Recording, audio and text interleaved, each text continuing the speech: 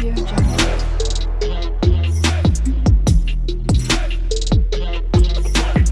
Audio Jungle. Hi hello welcome back to my channel అండి. ఇవాల్టి video వచ్చేసి గుత్తి వంకాయ కర్రీ అయితే చేయబోతున్నాను. సో మనకు అందరికీ ఇష్టం కదా గుత్తి వంకాయ, ఎవరికి ఇష్టం ఉండదండి, అందరికీ చాలా ఇష్టము. సో ముందుగా అయితే ఇలా మిక్సీ జార్లో ఒక మీడియం సైజు టమాటా, ఒక మీడియం సైజు ఆనియన్, కొద్దిగా అల్లం, కొద్దిగా చింతపండు, అలాగే వెల్లుల్లి, కొంచెం కొబ్బరి, ఉప్పు, కారం, ధనియాల పొడి, ఒక చిన్న ముక్క చెక్క అండి. సో అన్నీ మిక్సీ కొట్టుకొని పేస్ట్ అయితే రెడీ చేసుకొని పక్కన పెట్టుకోవాలి. సో ముందుగా అయితే మనము వంకాయలండి, ఇలా లేత వంకాయలు తీసుకోవాలి. మళ్ళీ ముదురుగా ఉంటే టేస్ట్ అయితే బాగోదు. సో ఇలా లేత వంకాయలు అయితే తీసుకొని ఇలా ఘాట్లు అయితే పెట్టుకోవాలి 4గా. సో అందులో మనము స్టఫింగ్ అయితే పెట్టుకోవాలి కదా. సో చిన్నవిగా ఉండేవిగా చూసుకోండి వంకాయలు, చాలా బాగుంటుందండి కర్రీ అయితే. మీరు కూడా తప్పకుండా ట్రై చేయండి.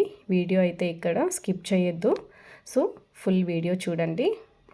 సో ఇలా మనము పేస్ట్ అయితే రెడీ చేసుకున్నాం కదా, దాన్ని మొత్తం ఇలా స్టఫింగ్ పెట్టేసి అన్నీ పక్కన పెట్టుకుందాము.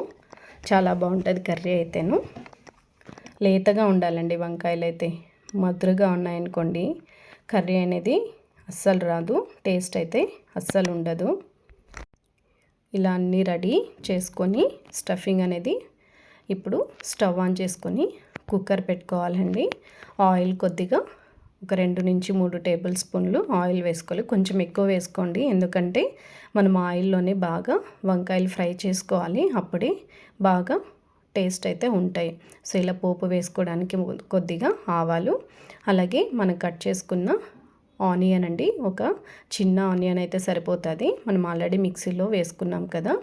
అలాగే కరివేపాకు, అలాగే కొంచెం పుదీనా అండి. పుదీనా వేసుకుంటే వంకాయ కూరకి చాలా టేస్ట్ అయితే ఉంటుంది.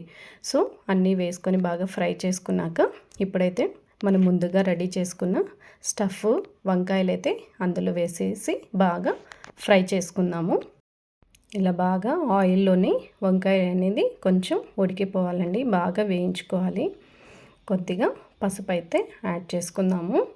యాడ్ చేసుకున్నాక బాగా ఫ్రై చేసుకోండి. ఇలా ఫ్రై చేసుకుంటూ మిగతా మసాలా కూడా అందులో యాడ్ చేసుకుందాము. సిమ్లో పెట్టుకోండి, మరీ ఎక్కువ హైలో పెట్టారంటే వంకాయ అనేది మాడిపోతుంది, ఎందుకంటే మనం వాటర్ ఇంకా యాడ్ చేయలేదు కదా, దానికోసమే. ఇలా మిగతా మసాలా అయితే అందులో వేసేసి బాగా కలుపుకొని బాగా ఫ్రై చేసుకోవాలి. ఇలా కలుపుకున్నాక కొంచెం వాటర్ అయితే వేసుకుందాము, ఎక్కువ వాటర్ యాడ్ చేయొద్దు, ఎందుకంటే మనము సెమీ గ్రేవీ టైప్ అయితే చూస్తున్నాం కదా. సో ఇలా ఆయిల్ అయితే పైకి తేలుతూ ఉంటుంది, అప్పుడు ఉడికినట్టు. సో ఒక 2 నుంచి 3 లేదా 4 విజిల్ అయితే పెట్టుకోండి, కర్రీ అనేది బాగా ఉడికిపోతుంది. చూసారా, టేస్టీగా ఉన్న గుత్తి వంకాయ కర్రీ అండి, చాలా బాగుంది. సో టేస్ట్ అయితే అదిరిపోయిందండి. సో మీరు కూడా ట్రై చేయండి. వీడియో నచ్చిందా?